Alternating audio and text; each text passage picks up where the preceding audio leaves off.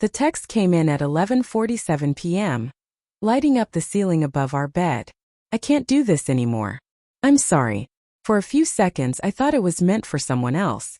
A wrong name. A mistake. My heart waited for the follow-up, wrong chat, like a drowning man waits for air. It never came. She was beside me, turned away, breathing slow and careful. Pretending to sleep had become her newest skill. I stared at the message until the letters blurred. Then I whispered her name. She didn't move. That was the moment everything I thought I knew about my life began to unravel. It hadn't started with a dramatic change. No sudden distance, no explosive fights. Just small things. Missed calls she used to return immediately. Her phone turning face down on the table. A new password I didn't know. I told myself I was imagining it. Stress, work, age, there was always a reasonable explanation if you wanted one badly enough. But love has a way of sharpening your instincts. And mine were screaming. She started working late twice a week. Then 3 times. She'd come home smelling faintly different. Another soap. Another cologne lingering in the air like a question. When I asked, she laughed too quickly. "You're being paranoid," she said, brushing past me. So I apologized. I always did. I replayed memories to reassure myself.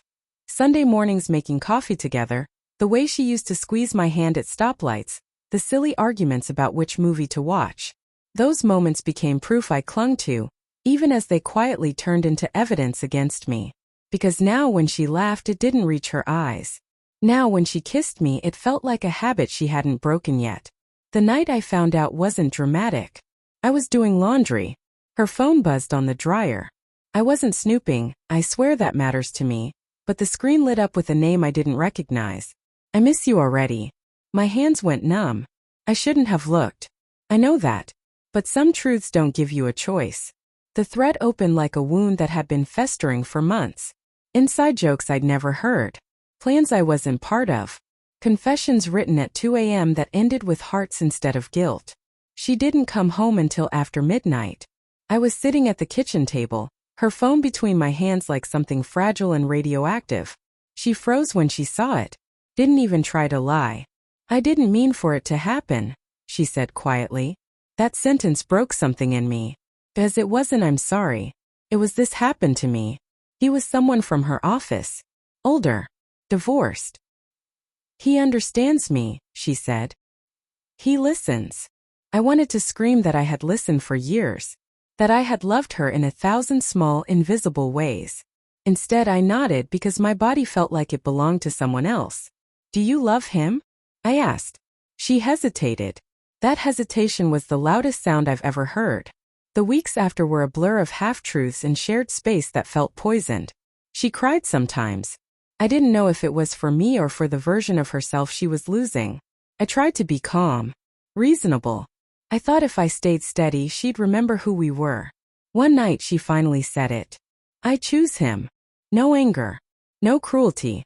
Just a simple sentence that ended a decade of my life. I moved out the next morning with 2 bags and a chest that felt hollowed out. She stood in the doorway, arms crossed, eyes wet. "I didn't think you'd leave so fast," she said. I didn't answer. There are moments when silence is the only dignity you have left. Months passed. I rebuilt myself slowly, new routines, new friendships, therapy sessions where I learned how much I had bent myself to keep her comfortable.